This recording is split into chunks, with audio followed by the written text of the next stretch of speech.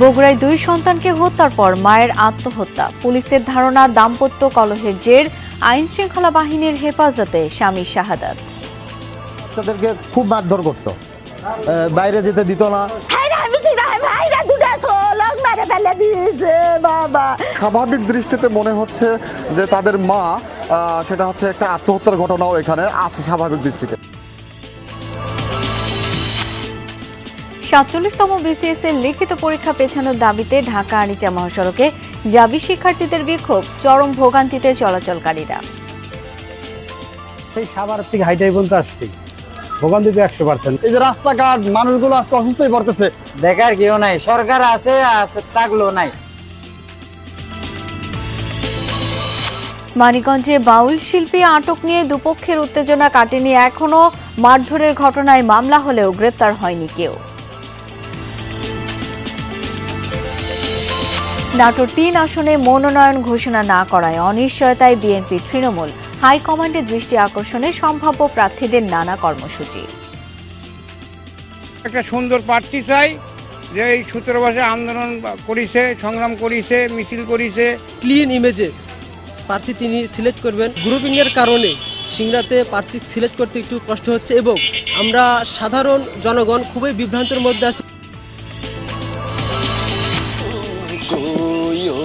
খবর করে মাঝি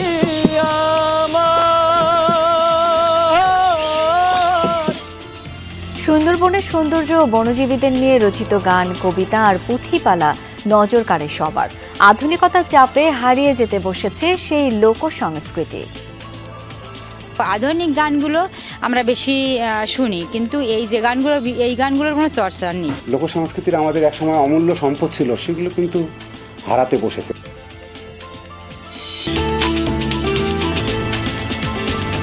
আমন্ত্রণ বিরতিহীন সংবাদ সারা দেশে, আপনাদের সাথে আছি আমি শাওন দত্ত। এতক্ষণ শিরোনাম দেখছিলেন। ৪৭তম বিসিএস এর লিখিত পরীক্ষা পেছানোর দাবিতে দ্বিতীয় দিনের মতো ঢাকা আরিচা মহাসড়কে বিক্ষোভ করছেন জাহাঙ্গীরনগর বিশ্ববিদ্যালয়ের শিক্ষার্থীরা। দুপুর 12টা থেকে জাহাঙ্গীরনগর বিশ্ববিদ্যালয়ের প্রধান ফটকের সামনে ঢাকা আরিচা মহাসড়ক অবরোধ করেন তারা। এ সময় মহাসড়কের দুই পাশে যান চলাচল বন্ধ হয়ে যায়, চরম ভোগান্তিতে পড়েন যাত্রীরা। আন্দোলনকারীরা জানান ৪৭তম বিসিএস এর লিখিত পরীক্ষার সময়সূচি আগের যে কোনো সময়ের তুলনায় কম। প্রথমবার লিখিত পরীক্ষায় বসতে যাওয়া পরীক্ষার্থীদের জন্য মাত্র 2 মাস সময় দেয়া বৈষম্যমূলক। এত কম সময়ে 1100 নম্বরের সিলেবাস শেষ করা সম্ভব নয় বলে জানান তারা। দাবি পূরণ না হওয়া পর্যন্ত আন্দোলন অব্যাহত রাখার ঘোষণা দিয়েছেন তারা।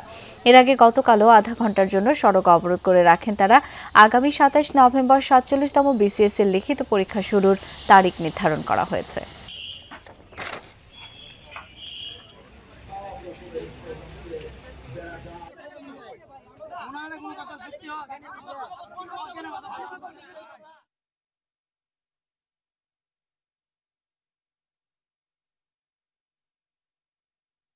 দুই মাসে কখনোই একটা সিলেবাস কমপ্লিট হয় না। তারা জানে কিনা আমার জানা নেই। তারা শুধুমাত্র তাদের একটা স্বৈরাচারী মতো মনে করতেছে যে আমাদের তারা একটা অনেক সময় দিয়ে ফেলছে।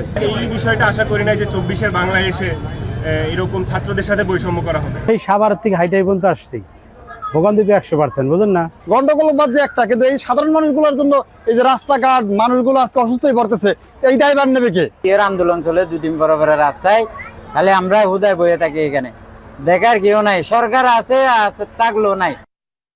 দর্শক, এই বিষয়ে আরো জেনে নেব। এই মুহূর্তে সহকর্মী মাহফুজুর রহমান নিপু যুক্ত হচ্ছেন।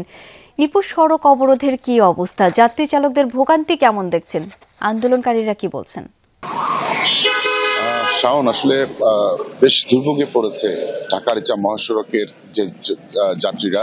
তারা কিন্তু আজকে দুপুর 12টা থেকে এখন পর্যন্ত দুর্ভোগের কিন্তু তাদের শেষ নেই। অর্থাৎ আপনি জানেন যে 47তম বিসিএস পরীক্ষার যে তারিখ পরিবর্তনের দাবিতেই কিন্তু আজকে 12টার পর জাহাঙ্গীরনগর বিশ্ববিদ্যালয়ের শিক্ষার্থীরা তারা ঢাকা আরিচা মহাসড়কের সামনে এসে তারা মহাসড়কটি অবরোধ করে রাখে। এই সময় কিন্তু ঢাকা মুখে এবং ঢাকা থেকে বের হওয়া সকল ধরনের যানবাহন কিন্তু আটকে যায় এবং এরপরে কিন্তু দুর্ভোগ নামে এই পথের যাত্রীদের। আমরা দেখেছি যে যে যেভাবে পারছে তারা কিন্তু এই অংশটুকু তারা পার হচ্ছেন। আমরা অনেক বৃদ্ধ থেকে শিশু অনেকেই দেখেছি কোলে নিয়ে তারা যাচ্ছেন। আসলে ভোগান্তির বর্ণনা করার মতো না। আমরা যতটুকু জেনেছি ট্রাফিক কন্ট্রোলের রুম থেকে প্রায় 10 কিলোমিটার জুড়ে কিন্তু এই যানজট ছড়িয়ে পড়েছে। যদিও প্রশাসনের পক্ষ থেকে বলা অনুরোধের পরপর আন্দোলনরত শিক্ষার্থীরা তারা কিন্তু 1 ঘন্টা পরপর কিছু করে গাড়ি ছেড়ে দিয়েছে এবং ছেড়ে দিচ্ছে। কখনো ডান পাশের লেন, কখনো বাম পাশের লেন, দুটি লেনই কিন্তু কখনো বন্ধ করে দিচ্ছে, আবারও অবরোধ করছে। এভাবে কিন্তু তাদের যে কার্যক্রম সেটি কিন্তু চালিয়ে যাচ্ছেন। আমরা শিক্ষার্থীদের সঙ্গে কথা বলার চেষ্টা করেছি। তারা যেটা আন্দোলনরত শিক্ষার্থীরা যেটা আমাদেরকে জানিয়েছেন যে সরকার এটি দ্রুত ব্যবস্থা না নিলে এর চেয়ে চরম আকার ধারণ করবে, এমনটিও কিন্তু তারা বলছেন। তবে কখন নাগাদ এই অবরোধ শেষ হবে এই বিষয়ে কিন্তু তারা স্পষ্ট কোনো জবাব দেননি। তারা বলছেন যে তাদের যে আন্দোলন সেটি কিন্তু তাদের সিদ্ধান্ত পরিবর্তন না হলে তারা চালিয়ে যাবেন। শাওন। নিপু, ধন্যবাদ আপনাকে। দেশে নির্বাচনের আবহ সৃষ্টি হয়েছে, ভোট ব্যাহত হওয়ার কোনো শঙ্কা নেই, ঠাকুরগাঁয়ে এমনটাই বলেছেন বিএনপি মহাসচিব মির্জা ফখরুল ইসলাম আলমগীর। দুপুরে জেলা আইনজীবী সমিতির হলরুমে আইনজীবীদের সাথে মতবিনিময় সভায় অংশ নেন তিনি। বিএনপি মহাসচিব বলেন, দেশের আইন শৃঙ্খলা পরিস্থিতি যথেষ্ট ভালো রয়েছে। বেশিরভাগ রাজনৈতিক দল তাদের প্রার্থী ঘোষণা করেছে। আগামী বছরের ফেব্রুয়ারির প্রথম সপ্তাহ অথবা মধ্যবর্তী সময়ে নির্বাচনের দিন ঘোষণা হবে বলে আশাবাদী বিএনপি। মির্জা ফখরুল আরও বলেন, বিএনপি একটি বড় রাজনৈতিক দল, তাই একটি আসনে নির্বাচন করতে আগ্রহী একাধিক প্রার্থী থাকতেই পারে।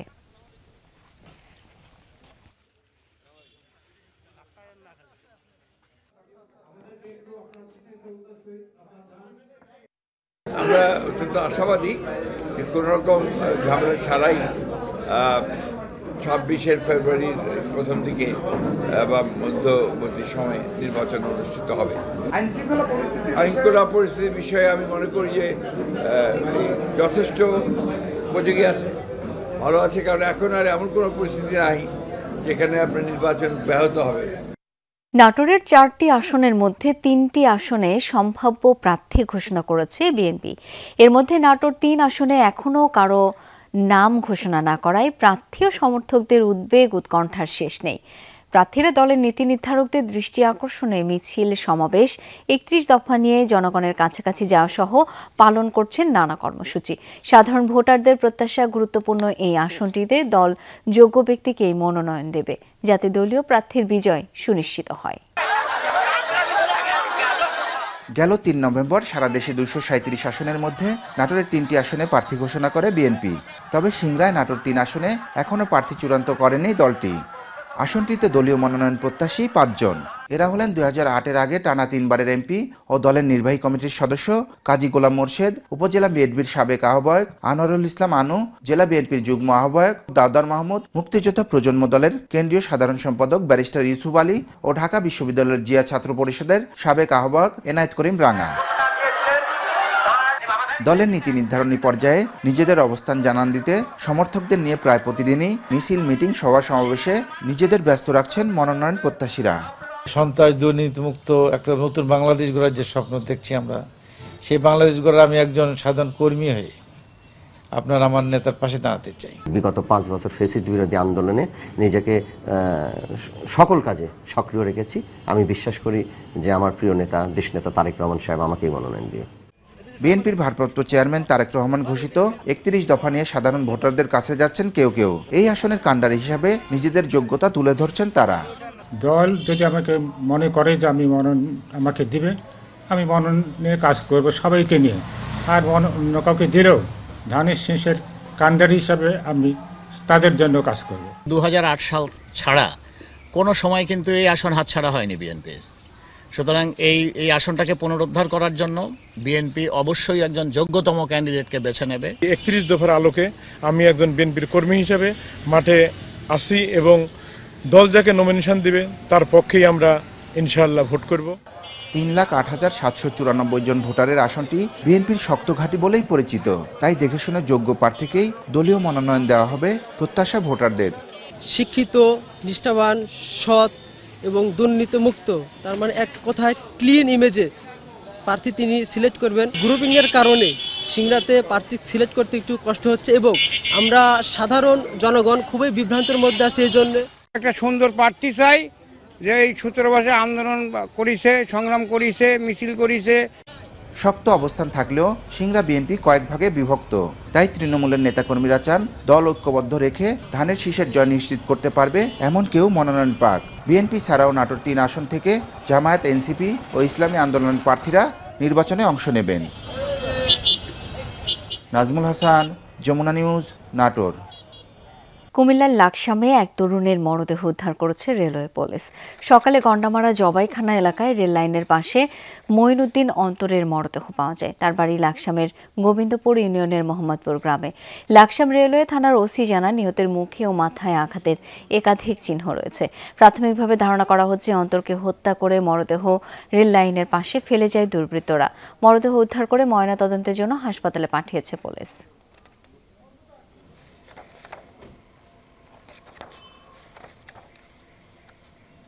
লক্ষ্মীপুরের রামগঞ্জে দোকানে ঢুকে এক ব্যবসায়ীকে কুপিয়ে হত্যা করা হয়েছে। সকালে উপজেলার ভোলাকোট ইউনিয়নের নাগমুদ বাজারে এই ঘটনা ঘটে। পুলিশ জানায়, প্রতিদিনের মতো সকালে দোকান খোলেন আনোয়ার হোসেন। এ সময় ইউসুফ নামের স্থানীয় এক যুবক দোকানে গিয়ে আনোয়ারের সাথে বাগবিতণ্ডায় জড়ায়। এক পর্যায়ে তাকে এলো পাতারি কুপিয়ে পালিয়ে যায় ইউসুফ। উদ্ধার করে হাসপাতালে নেয়ার পথে মৃত্যু হয় আনোয়ারের। কী কারণে এই হত্যাকাণ্ড তা এখনও নিশ্চিতভাবে জানা যায়নি। অভিযুক্ত ইউসুফকে ধরতে অভিযান চলছে বলে জানিয়েছে পুলিশ। জামালপুরে চাঁদা না পেয়ে একটি কারখানায় হামলার অভিযোগ উঠেছে। এই ঘটনায় দায়ের মামলায় 5 জনকে গ্রেপ্তার করেছে পুলিশ। ভোরে মেলান্দহ উপজেলার মুন্সি নাংলা এলাকায় গ্রিন বায়োটেকনোলজি কারখানায় হামলা হয়। পুলিশ জানায়, সন্ত্রাসীরা দীর্ঘদিন ধরে শিল্প প্রতিষ্ঠানটি থেকে চাঁদা দাবি করে আসছিল। টাকা না দেয় ভোরে সন্ত্রাসীরা কারখানাটিতে হামলা চালায়। এ সময় বোমা নিক্ষেপের পাশাপাশি 2 রাউন্ড ফাঁকা গুলিও ছোড়ে তারা। বিস্ফোরণের শব্দে ঘটনাস্থলে যায় এলাকাবাসী, ধাওয়া দেয় হামলাকারীদের। 3 জনকে হাতে নাতে আটক করে তারা। পরে পুলিশ গিয়ে আরো 2 জনকে আটক করে।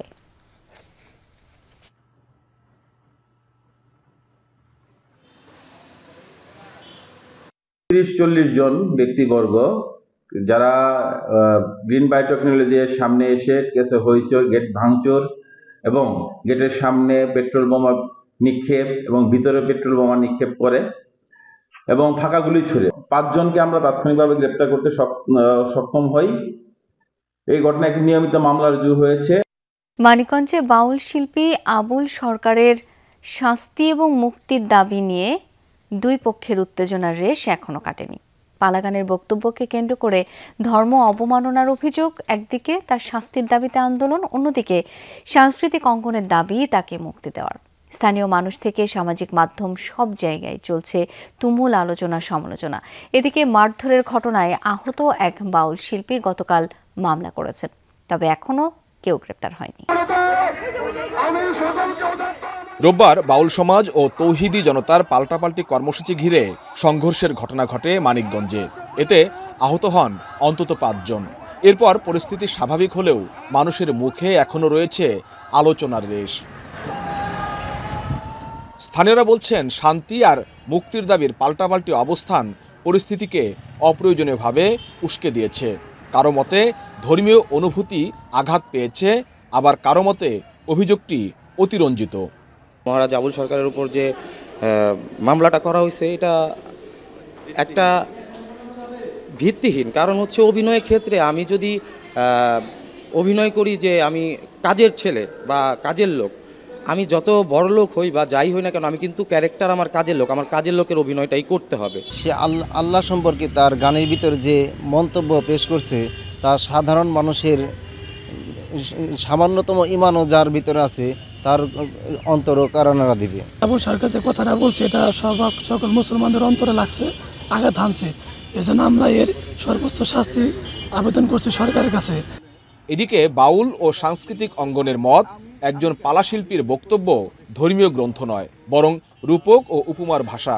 ভুল ব্যাখ্যা থেকে ঘটনা জটিল আকার ধারণ করেছে বলেই তাদের মত। তৌহিদি জনতার নামে যারা আসলে বিভিন্ন জায়গায় মব সৃষ্টি করছে, এদের আসলে চিহ্নিত করা উচিত যে এদের উদ্দেশ্য কি, এরা কি চায়, এরা কোন দিকে বাংলাদেশকে নিয়ে যেতে চাচ্ছে।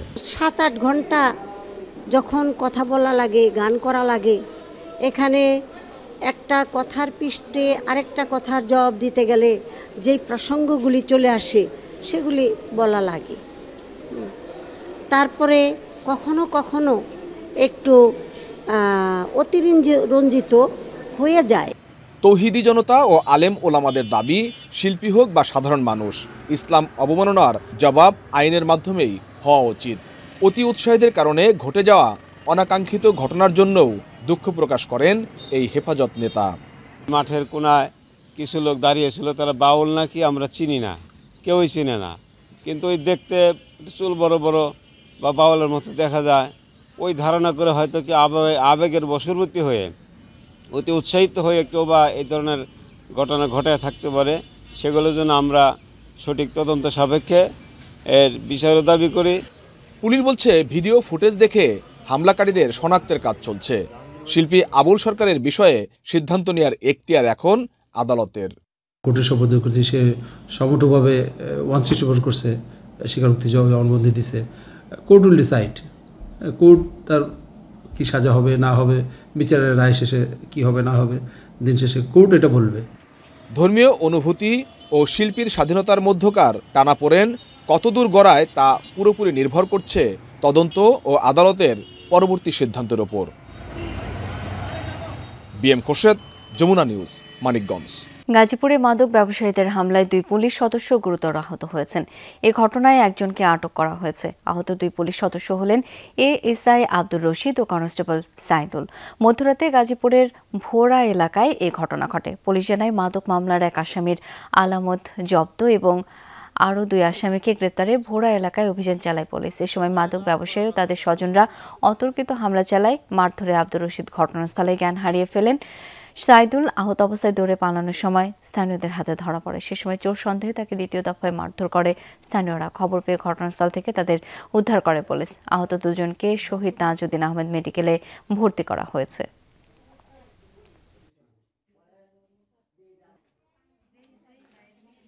গেট টপকায় যায় আমার ঘরের টাকা পয়সা, গরু কিনা টাকা পয়সা আমার যা আছিল, স্বর্ণমন্য যা কিছু আছিল আমার সব কিছু নিয়ে গেছে গা। ঝামেলা হয়েছে ডাকাত, কিন্তু কারা করছে ওটা তারা আমরা জানি না।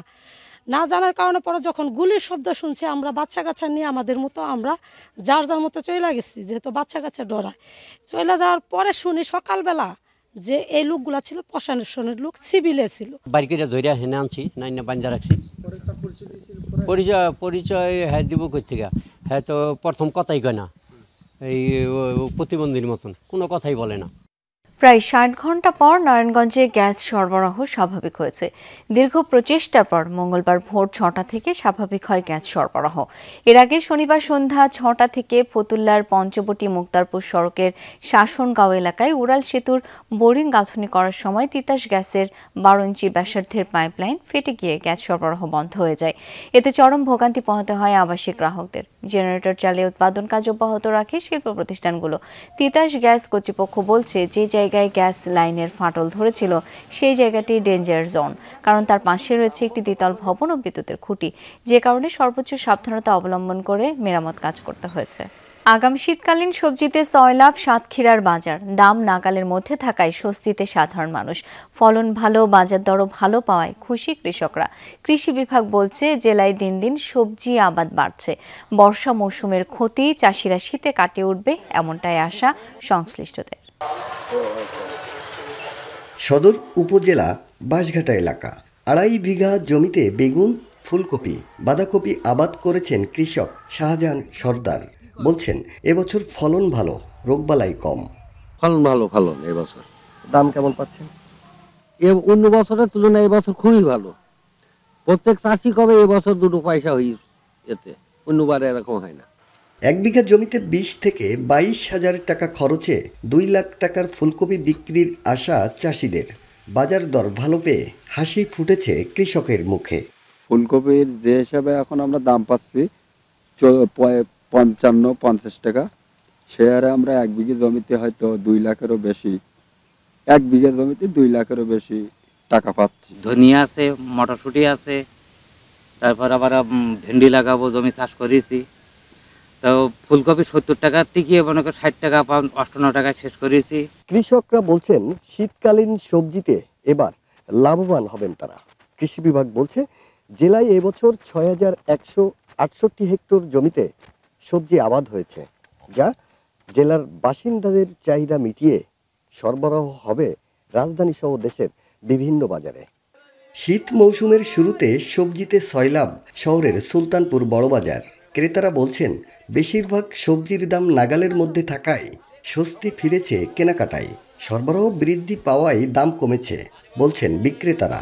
ফুলকপি আগের গতবারের আগে হাজিরা দাম হলে কিনেছি বেশি দামে, এখন মোটামুটি ইউনিট সরকার আসার পরে অনেক দাম কমিয়ে গিয়েছে। স্বস্তি পাওয়া যাচ্ছে মোটামুটি, কিন্তু আগে ছাড়া একটু দোকান ছাড়া একটু দাম একটু কম আছে ক্রয় ক্ষমতার ভিতরে। আলু 25 টাকা কেজি আছে, পাতাকপি ফুলকপি 40 টাকা 45 টাকা আছে, তাতে করে তুলনামূলক অনেক সাশ্রয় আছে মানুষের। আর দাম কমেছে, আগের থেকে মাল বেশি হয়েছে, আমদানি হয়েছে, দাম কমেছে। আগের থেকে অনেক বেড়ে গেছে, এখন মূল্য স্বাভাবিক মূল্য এসে গেছে এবং মাল অনেক সরবরাহ বেশি। ভালো ফলনের বদৌলতে বর্ষা মৌসুমের ক্ষতি কৃষকরা শীতে কাটিয়ে উঠবেন বলে আশা কৃষি কর্মকর্তার। শীতকালীন সবজিগুলো ছিল, এগুলো ইতিমধ্যে বাজারে আসা শুরু হয়েছে। ফুলকপি, বাঁধাকপি, ওলকপি বাজারে উঠতেছে। সবজির দাম আমরা দেখেছি বাজারে একটু বেশি, কিন্তু এই শীতকালীন সবজির দাম পুরোদমে বাজারে আসা শুরু হয়ে যাবে, তখন আমাদের ভোক্তারা আরো কম দামে এই সবজিগুলো খেতে পারবেন। এবছর সাতক্ষীরায় 2,13,080 মেট্রিক টন সবজির উৎপাদনের লক্ষ্যমাত্রা নির্ধারণ করেছে কৃষি বিভাগ। আকরামুল ইসলাম, যমুনা নিউজ, সাতক্ষীরা।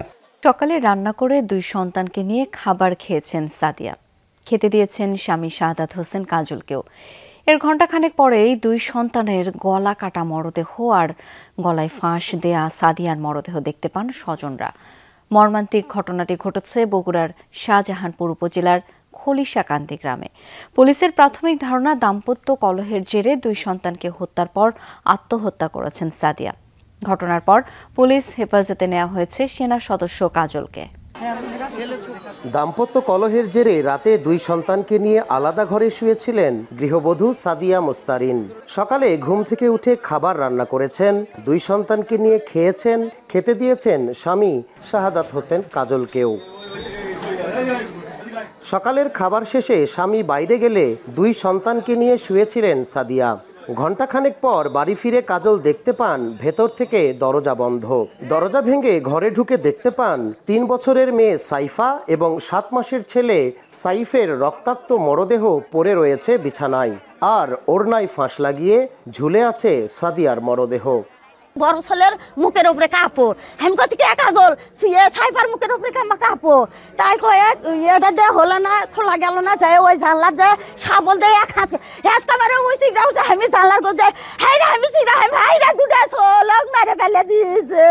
স্বজন প্রতিবেশীরা বলছেন বেশ কিছুদিন ধরেই দাম্পত্য কলহ চলছিল সাদিয়া কাজল দম্পতির। 2 দিন হলো ময়মনসিংহ সেনানিবাস থেকে ছুটিতে এসেছেন কাজল। সোমবার রাতেও পারিবারিক বিষয় নিয়ে দুজনের মধ্যে ঝগড়া হয়। এরপর সকাল হতেই ঘটে যায় এমন মর্মান্তিক মৃত্যুর ঘটনা। অনেক ছোটবেলা বিয়ে দিচ্ছি আমরা, ও মেয়ে ওই ধরনের মেয়ে না, ও একটা বাচ্চা, তারই 2টা বাচ্চা। আর আপনারাও তো বোঝেন যে একটা বাচ্চা জব করবে, তখন মা কোনোদিন করতে পারে কাজ। ওদের একটু কথা কাটাকাটি হয়েছে শুনলাম আর কি, একটা নাকি চরম ছিল। মেয়েটার একটু সাইকো সিস্টেম ছিল, আমরা যতদূর জানি, এলাকাবাসী সবাই জানে। উনি ওই ছোট বাচ্চাদেরকে খুব মারধর করতো। পুলিশের প্রাথমিক ধারণা দীর্ঘদিনের দাম্পত্য কলহের জেরে প্রথমে 2 শিশু সন্তানকে গলা কেটে হত্যার পর নিজেও আত্মহত্যা করেন সাদিয়া। আপাতত আমরা এতটুকু বুঝতে পারছি যে এখানে একটা বাচ্চা, 2টো বাচ্চার হত্যা হয়েছে এবং স্বাভাবিক দৃষ্টিতে মনে হচ্ছে যে তাদের মা, সেটা হচ্ছে একটা আত্মহত্যার ঘটনাও এখানে আছে স্বাভাবিক দৃষ্টিতে। ঘটনার পর সাদিয়ার স্বামী শাহাদাত হোসেন কাজলকে পুলিশ হেফাজতে নেওয়া হয়েছে। তবে স্ত্রী সন্তানদের হারিয়ে মানসিকভাবে ভেঙে পড়ায় এখনও তাকে জিজ্ঞাসাবাদ করা হয়নি বলে জানিয়েছে পুলিশ। মেহেরুল সুজন, যমুনা নিউজ, বগুড়া। ভোলার মনপুরায় পুষ্টি ও খাদ্য নিরাপত্তা জোরদারকরণ প্রকল্পের আওতায় কিষাণীদের প্রশিক্ষণ অনুষ্ঠিত হয়েছে। বেলা 11টায় উপজেলা পরিষদ হলে উপজেলা কৃষি সম্প্রসারণ অধিদপ্তরের উদ্যোগে এই আয়োজন করা হয়। 2 দিনব্যাপী এই প্রশিক্ষণে কৃষকদের খাদ্য ও পুষ্টি নিরাপত্তা অর্জনে করণীয় বিষয়গুলোর উপর গুরুত্ব দেওয়া হয়। অনুষ্ঠানে জেলা কৃষি সম্প্রসারণ অধিদপ্তরের উপপরিচালক, উপজেলা কৃষি কর্মকর্তা সহ অন্যরা উপস্থিত ছিলেন।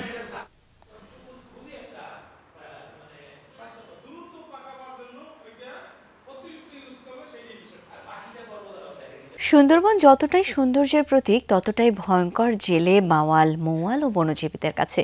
সেই সৌন্দর্য আর ভীতিকে সঙ্গী করে উপকূলীয় এলাকায় রচিত হয়েছে গান, কবিতা, পুঁথি, পালা, লোকসাহিত্য। কোনোটি সত্য কাহিনী অবলম্বনে, আবার কোনোটির চরিত্র কাল্পনিক। একসময় খুলনা ও সুন্দরবন অঞ্চল ছিল লোকগানের এক সমৃদ্ধ ভুবন, কিন্তু জীবিকার পরিবর্তন আর আধুনিকতার চাপে আজ হারিয়ে যেতে বসেছে সেই লোকসংস্কৃতি। তুমি কইও খবর ওরে মাঝি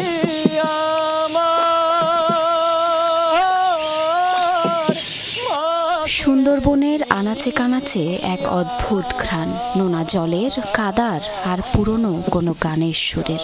এই বনে নদীর ঢেউয়ের সঙ্গে একসময় ভেসে বেড়াতো ভাটিয়ালি বাউল আর জলের গান। সুরে মুখরিত হতো সন্ধ্যার আকাশ, বনপথে ফিরে যেত গানের প্রতিধ্বনি। প্রাণ পড়ে মোর নায়রের লাগি।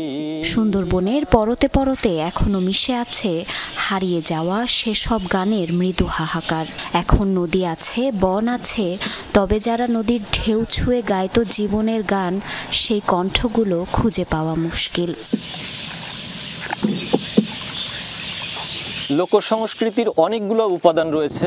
যদি বলি যেখানে অষ্টক গানের প্রচলন রয়েছে, শিবের গাজন রয়েছে, এরপরে পাওয়া যায় গাজী কালুর ব্যাপক প্রভাব রয়েছে। সারি গানটা কিন্তু এই অঞ্চলে যখন জঙ্গল থেকে কাঠ বের করার সময় সারি গেয়ে গিয়ে মানুষ এইগুলা বিভিন্ন রকম ভাবে এটা কাঠগুলাকে রেস্কিউ করতো।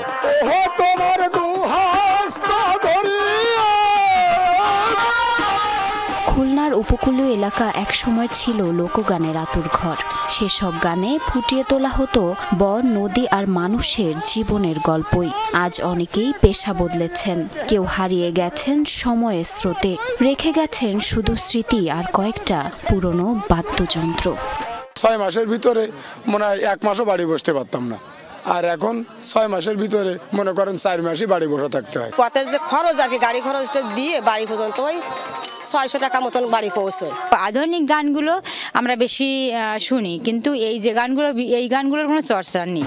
রক্ষা করতে হবে মোদের সুন্দরবন।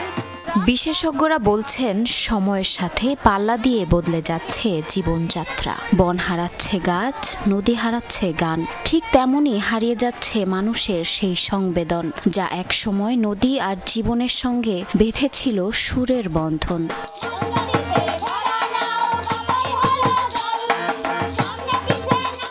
তথ্য প্রযুক্তির উন্নয়নের কারণে মানুষের আচার আচরণ পাল্টাচ্ছে, রুচির অভ্যাস এগুলো পাল্টাচ্ছে, ফলে আস্তে আস্তে কিন্তু এই যে প্যাটার্নগুলো যেগুলো আমরা লোকসংস্কৃতির আমাদের একসময় অমূল্য সম্পদ ছিল সেগুলো কিন্তু হারাতে বসেছে বলা চলে। মানে বিশেষ করে এখন যদি সুন্দরবন কেন্দ্রিক বা বনভূমি কেন্দ্রিক কোথাও যাত্রাপালা হয়, লোকে মনে করে যে যাত্রা তো একটা অশ্লীল ব্যাপার। আজও সুন্দরবনের বাতাসে ভেসে আসে কিছু সুর, যা কানে কানে বলে যায় এই প্রান্তরে গান মরে যায়নি, শুধু হারিয়েছে শ্রোতাদের। কিন্তু নদী এখনো গাইছে নিঃশব্দে, গভীর এক সুরে। জারিন অর্নি, যমুনা নিউজ।